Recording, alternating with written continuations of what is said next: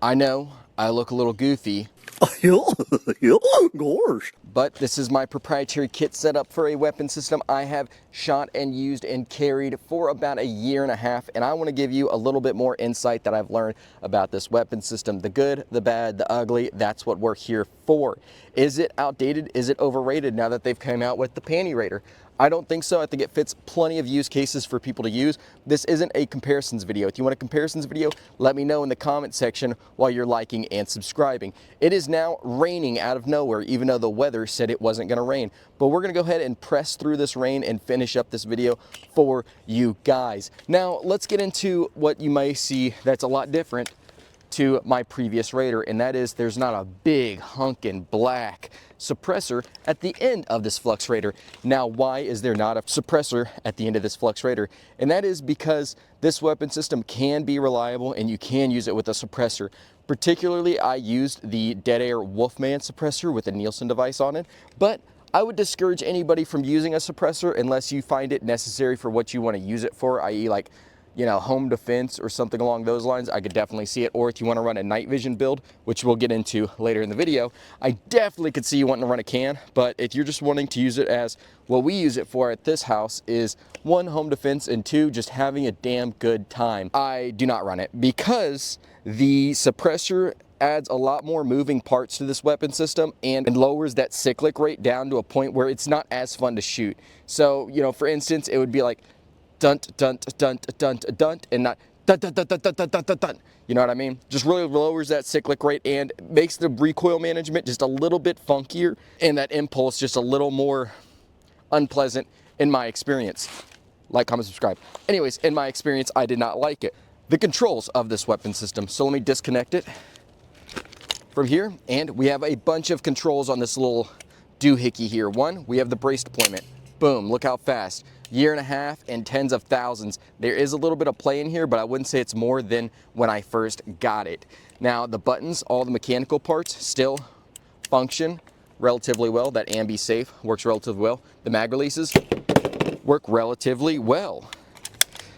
And this is years of hard use, and anybody that has followed my channel for a while knows I am hard on my weapon systems. Even this brace here, you know how many times I've just thrown this weapon system for a goof? Somebody said that, like, you know, it's not drop safe or something, and I just take it and I yeet it.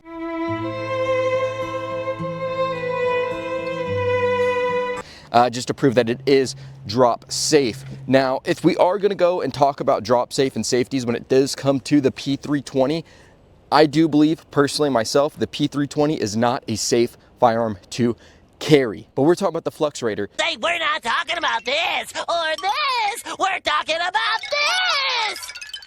And one thing they did with the Flux Raider is introduce this manual safety. And this manual safety will, in theory, make this firearm a lot safer to use. I am not an engineer. What I can say with the stock P320, if I have this safety off and this trigger can move just about that far back, and you smack the back of this thing, well, there I pulled the trigger, but you smack the back of this thing, you can release that firing pin and it will fire and go off. And that is a no.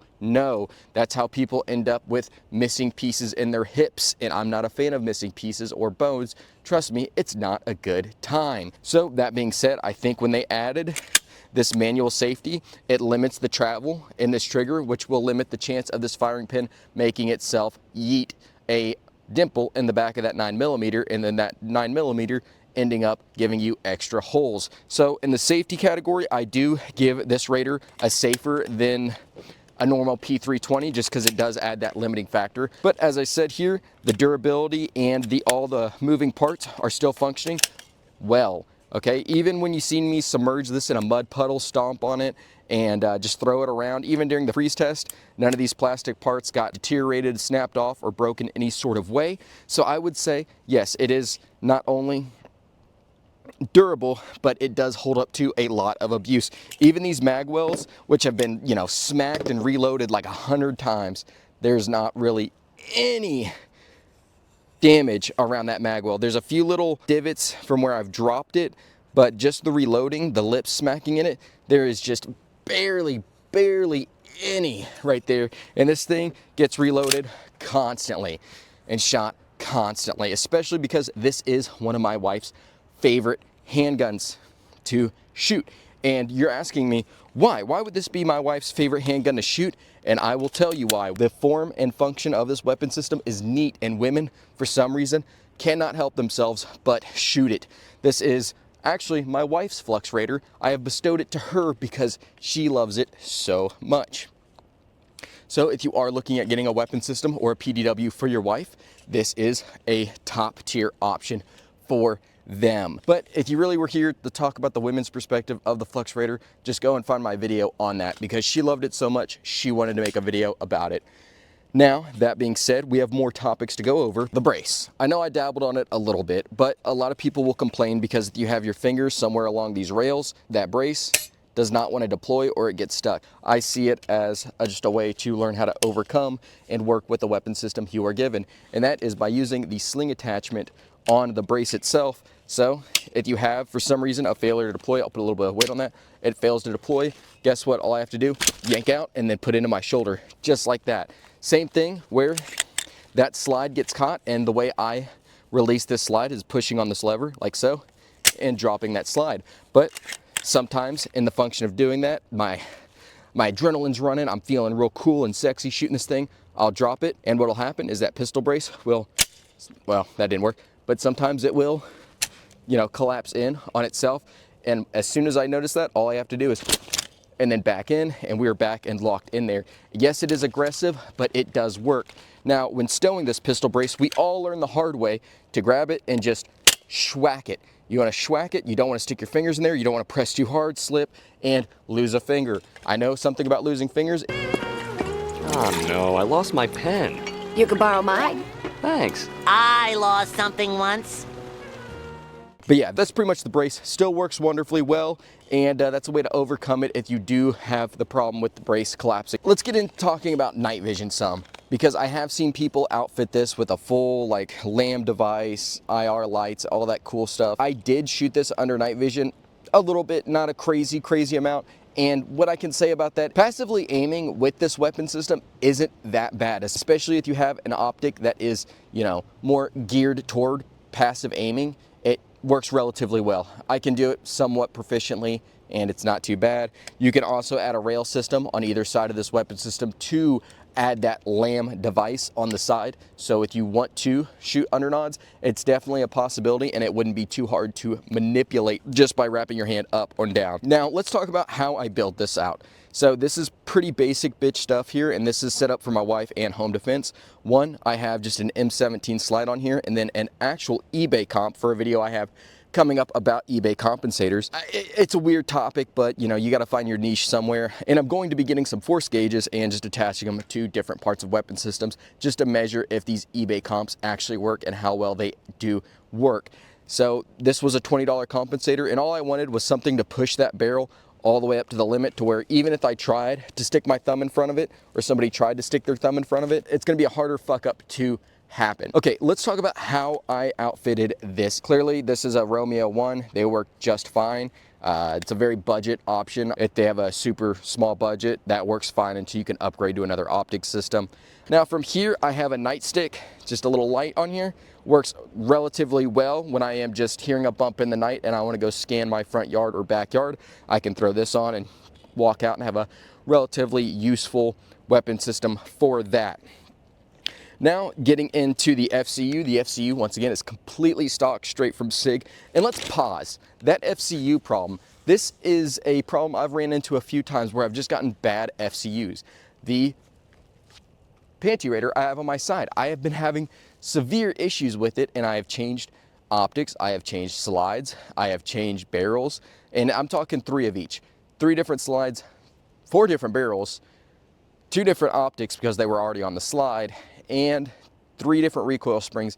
And every time I kept coming up with weirder and weirder issues, and they were pretty consistent issues where I couldn't get a mag through it. And I changed the FCU and it worked. And that reminded me of after I made my video, I bought an FCU just for this Raider, and it would not work under suppression. When I tried to suppress the Raider after I changed that FCU, it wasn't wanting to work, and I just thought that was so weird. So I went back to the stock FCU and it ran flawlessly. I don't know why. I don't know what's going on with SIG's quality control. We all know SIG's quality control has ran into a lot of problems as of late. Getting an FCU that's not working is completely unsat in my opinion.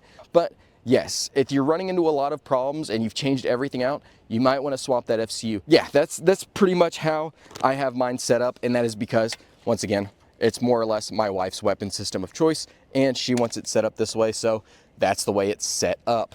Okay, now I have to talk about, does this weapon system hold a zero? And you're asking yourself, Ammo Tax, why would you even be bringing up zeros? Well, that is because it is a chassis system, and most chassis systems have a terrible zero, if not a walking zero. And no zero is going to be perfect if it's not attached to the slide. But what I can say is I've not seen really much, if any, deviation from this optic being paired with this chassis system. I would say it's one of the best chassis systems for this particular setup, and no wandering zeros. I've seen a lot of chassis systems out here, and I do think Flux Raider did hit it out of the park, and I think a lot of people agree with me because they're always sold out. If you cannot find one, the best thing to do is actually get on the Flux's Facebook page, and you know, they do restocking announcements there. So if you really need to find one, hop on that Facebook page. And if you didn't know about that Facebook page and you wanted one of these, go ahead and give me a subscribe for that, because I just helped you out big time. But I keep getting sidetracked. We're talking about wandering zeros, and yes, the zero is fine. And another thing, if you're not running suppressor height sights, you do have two separate aiming devices on this weapon system in this stock configuration. You have your iron sights and your red dot, and there's a channel where you can actually use your iron sights. So let's talk about some use cases for these. I really don't on body carry this Raider, especially when I have the Panty Raider on my side or in my waistband. So it just kind of leaves that window open for what I should use this for. Genuinely, I think home defense is one of the best use cases for this weapon system. But if you don't want to use it for home defense, hiking. Hiking is my favorite thing to do with these, because not only can you just stow some of these mags in your cargo pocket, but you already have 40 rounds on tap. And let me tell you something, there's no animal in North America that's gonna take 40 rounds placed onto its body and to live. People are gonna say, what about bears? You shoot a bear 40 times with 9mm and it's not gonna live. I hate to break, unless you're really bad at shot placement, it is not gonna live. So I do find it as a good alternative for a hiking gun. This weapon system being used for is PSD, and a funny one is resource officers. I actually have a video of a police officer, and he's done resource officer stuff at schools, and he loves this weapon system because you have those 3 points of contact on it. And for active shooter, he finds it as a benefit. I know there are some police departments that have played with the idea of purchasing these, and some that have, but I definitely see that as a wonderful use case for these. PSD missions. PSD missions would be wonderful for this because you are that first line, so as long as it's anywhere within 100 meters, you're good to go. Now, if you're stepping out of a vehicle and approaching anywhere with a flat amount of land where people can actually reach out and touch you from 300 meters, 100 meters out, I could definitely see some problems with having a PDW. But if you're talking about a close quarter situation where you can at least lay down that first mag as suppressive fire and get the principal out of there, it's definitely a good use case for that. And especially if you're doing vehicle operations. I could see tank crews and other people in mechanized units where they're working out of their vehicle absolutely loving these because they're not getting hung up on things. I know there's holster solutions for it. It's a little heavy for a holster, but you definitely can get it done, and it could serve in those roles. I've actually seen people running them in a TAPS kit in that big scene. I've also done this, but you just attach it to your TAPS kit in that big pocket right there and throw a band over it. It's doable. It's not very comfortable. It flops around, but it's definitely doable.